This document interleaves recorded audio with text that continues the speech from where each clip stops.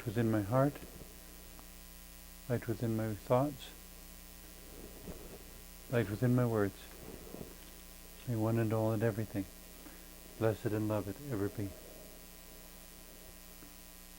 Welcome. I am Sister Who. Today I wanted to share some thoughts about friendship, and as usual I'll probably wander all over the place subject-wise, but the one that comes to my mind the most, which will lead to a song I share later in the show. Well, to back up before I get to that one, I guess. Growing up through grade school, middle school, high school, I never really had any close friends, and so it was kind of this question of who to hang around with, I guess. And when you're sitting by yourself in the lunchroom, who do you wind up sitting with?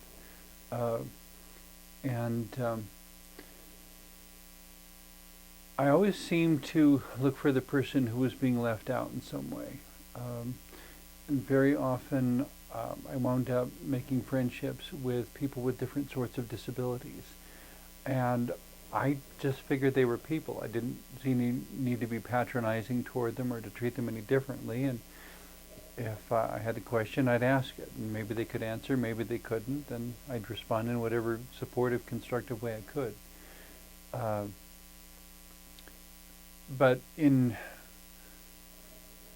to me it was important in whatever event I created to create an event, to create a social space, I guess you could say, within which everyone was welcome.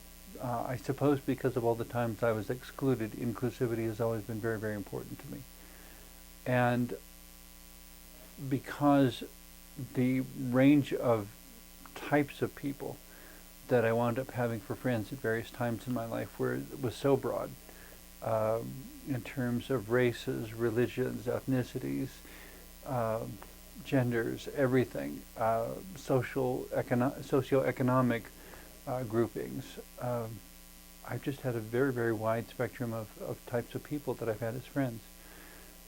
But it bothered me at one point in the early 90s when I lived somewhere that essentially there was no wheelchair accessible route to get into the house. And so there were some friends I'd made at the time, one of whom was a man who would be described as being quadriplegic, meaning that he had been in a motorcycle accident and all four of his limbs had been negatively affected. He spent the rest of his life in a wheelchair and had a certain amount of mobility in his arms, but not full mobility, and in his arms and hands. And yet he was an extremely intelligent man to talk with, a very good friend, and he just had different sorts of physical needs because of the results of his motorcycle accident. And because of, I'm not a medical professional, but from what I've been told, if I understand correctly, because of sitting in a chair for basically the rest of their lives, people who are described as quadriplegic or paraplegic, which would be just two, usually the legs, it puts a different sort of pressure on the spine. And so at some point it's to be expected that the spine will need some help. And there was a particular point where he and his wife were trying to deal with the fact that he would need reconstructive surgery for his spine because it was deteriorating and things were compacting and it needed to be operated on. And it was such a major surgery to reconstruct the spine because there's so many nerves and everything that goes through the spine. It's just one of the most sensitive areas of our body in terms of maintaining overall functionality. And so he was very worried about it. And they decided that they wanted to create a ritual to help him mentally and emotionally, and I suppose spiritually also, prepare for going through this very difficult operation. And decided that the most appropriate person to facilitate that ritual would be Sister Who. And I thought I was totally honored. And so just because it worked out that way, we wound up meeting with a bunch of friends at their house on Halloween night, October 31st one year. And in trying to figure out how to address the situation with a constructive, empowering ritual, what I ultimately came up with is to have this cord, and then around it there were multiple other strands that were braided together so that it kind of became almost like a miniature maypole of this braid that went around this central cord. And I said, the central cord is you, I said to my friend. And around it are all of our love, all of our prayers, all of our positive thoughts, all of our good wishes, embracing you and surrounding you, and in whatever way we can, protecting you as you go through this difficult surgery. But I left long enough strands at the bottom so that so that everyone there, and I invited them to tie on whatever symbols of themselves or their prayers or whatever symbolic objects they wanted to attach. And so as we're going around the room and people are adding things, one person added a bunch of jingle bells, a bunch of little bells to symbolize the voices of their cats that they had. They had a number of cats that lived in the house with them. And so that there would be a voice, and that would be like the cats. Somebody, by the time we got done, there was 6 or 7 or 8 different sort of symbolic objects tied to the ends of these braids.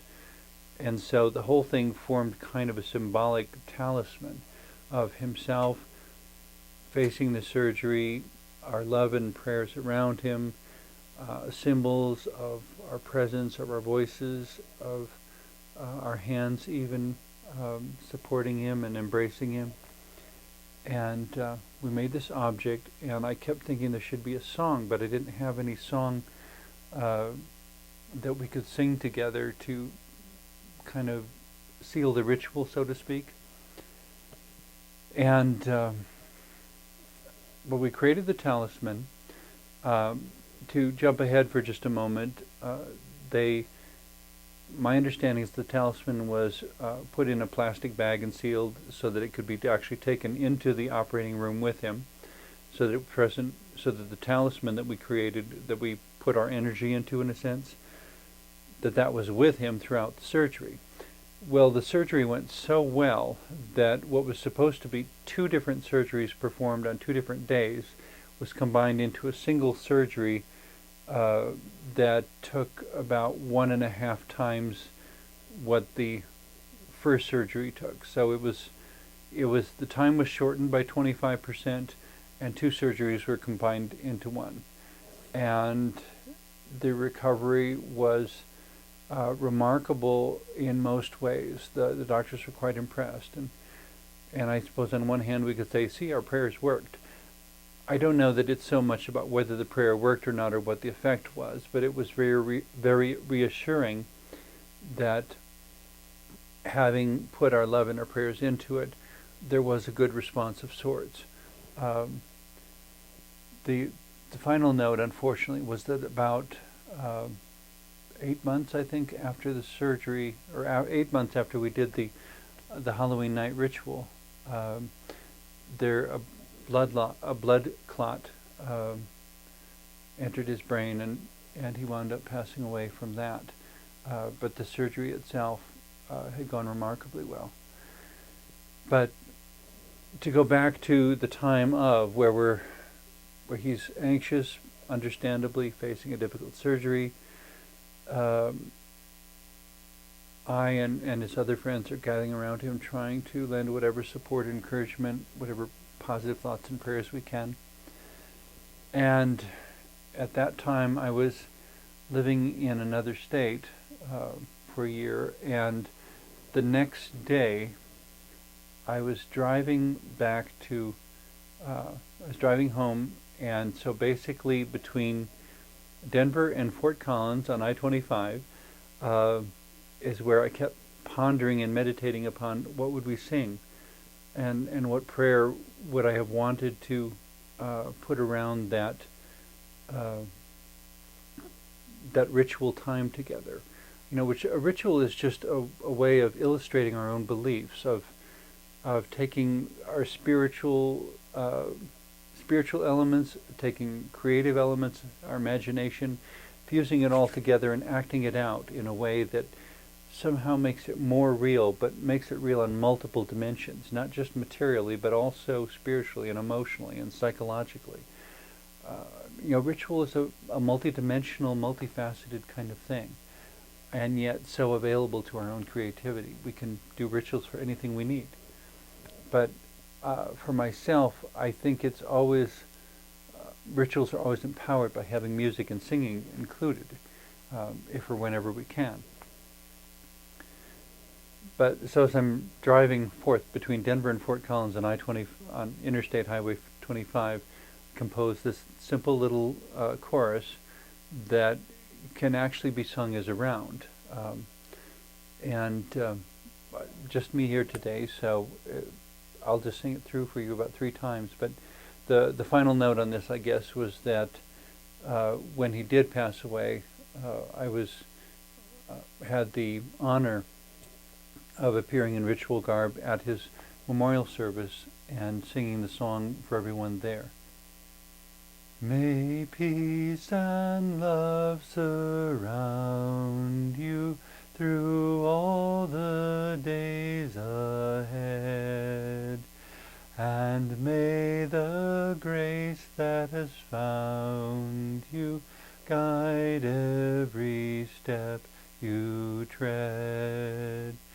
May peace and love surround you through all the days ahead, and may the grace that has found you guide every step you tread.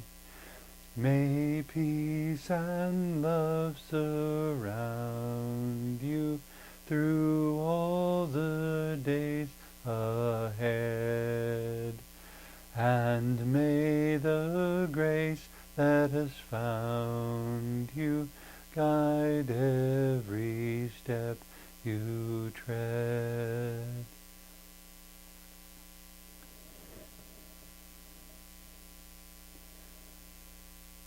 My intention in creating the song was that it be one that everyone could sing.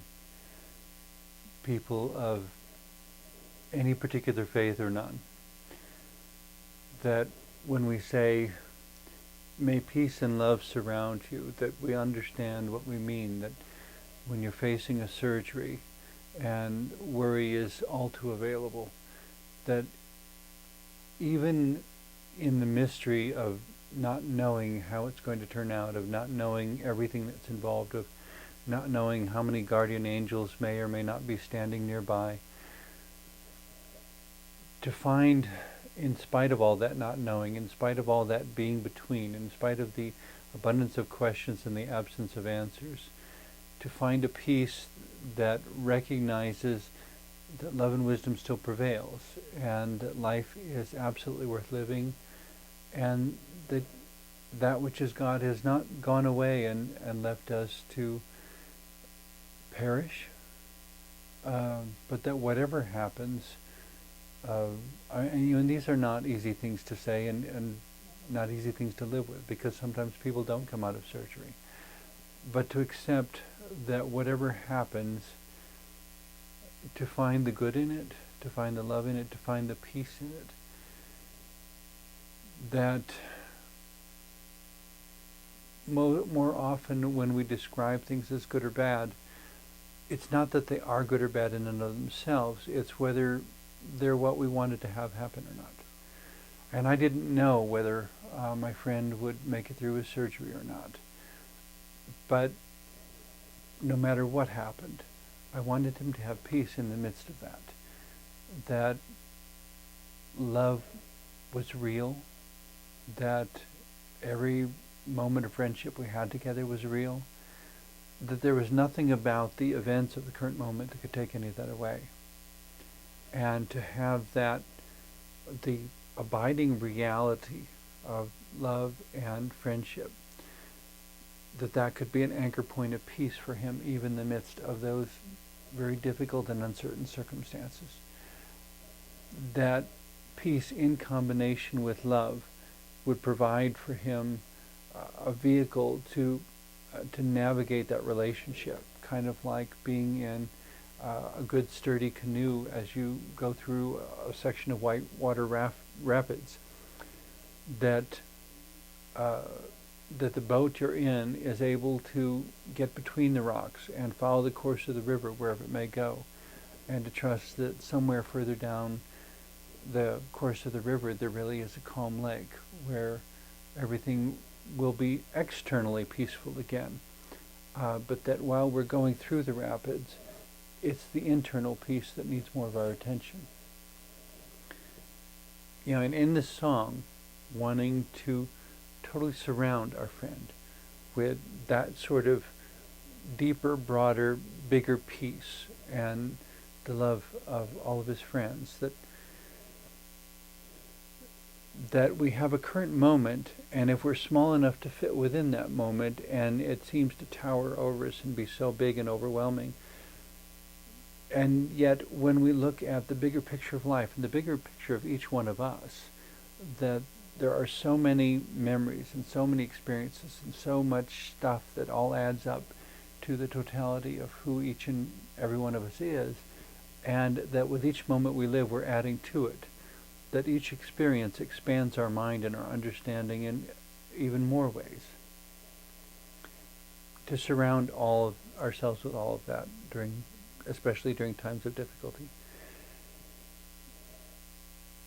And we don't know how many days are ahead or how few, but to invite that be present in all of them, that there be nothing left out, no day or moment or experience that's overlooked, but to combine all of that into our collective awareness, to be a community for each other in it.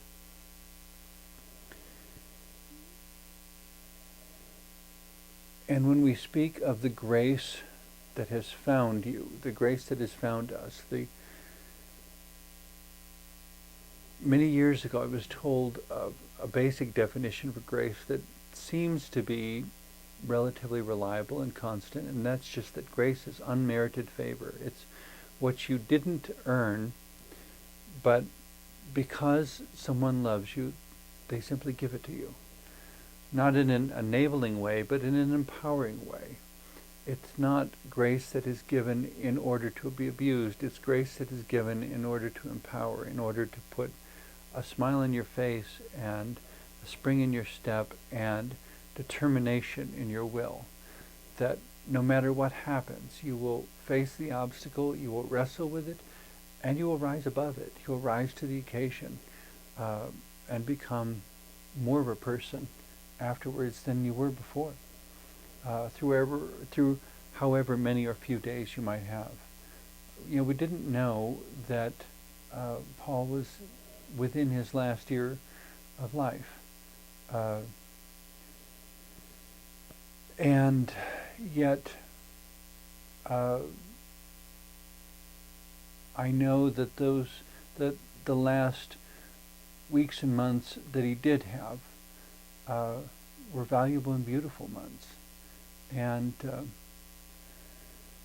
that he lived life to the fullest, even being a quadriplegic person in a wheelchair.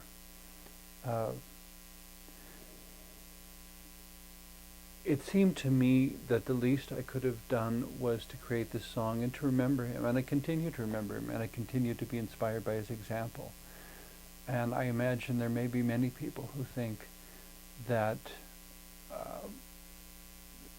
the example of a quadriplegic person may be so riddled with limitation that, what could you possibly be inspired by that? But I'm sure the same could be said of any of us. It's when you know someone enough to know why having them as a friend is worth everything that it might cost you. The old saying goes, you get what you pay for.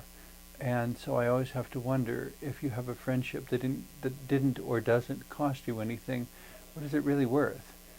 If you're not investing yourself in the other person, is it truly a friendship of any significant depth? Is it a deep enough relationship to even be called a friendship?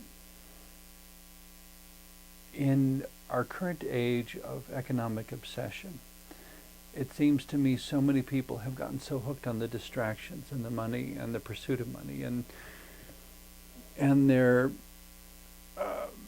workaday lives that I meet lots of people who strike me as being beautiful people, undiscovered treasures, people of amazing potential. And I'm surprised sometimes at how few people want to invest themselves in friendship anymore, and how many have forgotten that humanity is, after all, one big family, and that there is a sense in which we have to all be community for each other.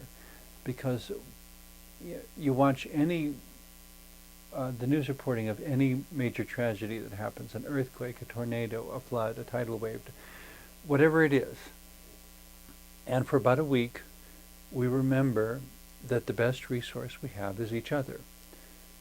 And then people seem to slip back into the same negative societal patterns again, valuing money over people and programs over the individuals involved in them, and trying to create one-size-fits-all answers instead of understanding the uniqueness and the unique needs of each person we meet, each person affected.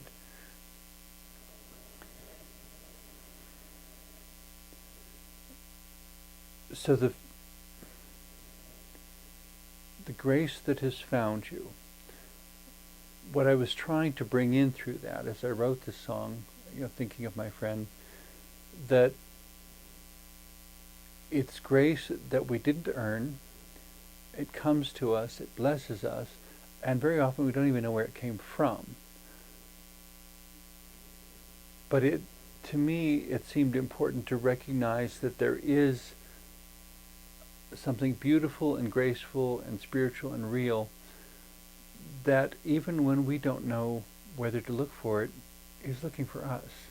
And there's a sense in which sometimes people find their lives, and numerous people with whom I've spoken have reflected upon that initial moment when everything clicked, when the opportunities and the resources and everything came together, and said that it was almost more like life found them when we didn't even know what we were looking for.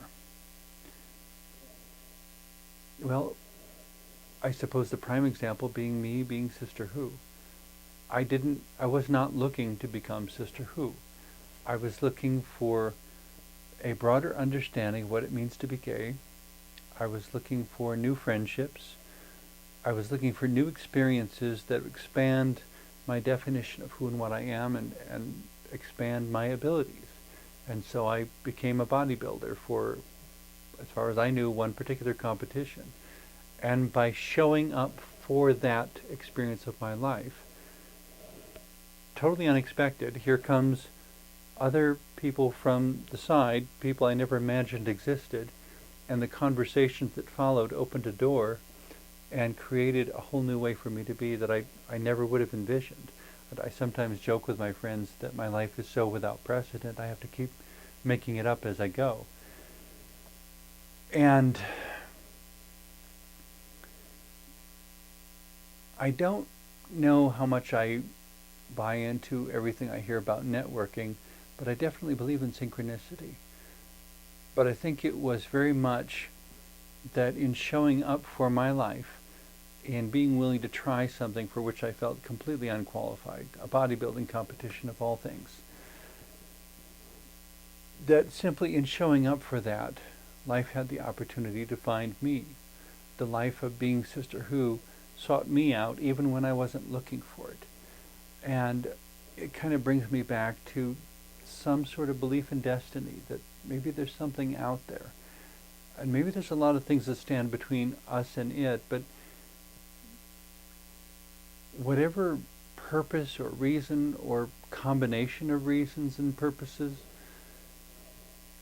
it still comes back to us, each of us, being willing to show up, do what we can, make it as beautiful and wise as possible, and notice anything else that meets us there.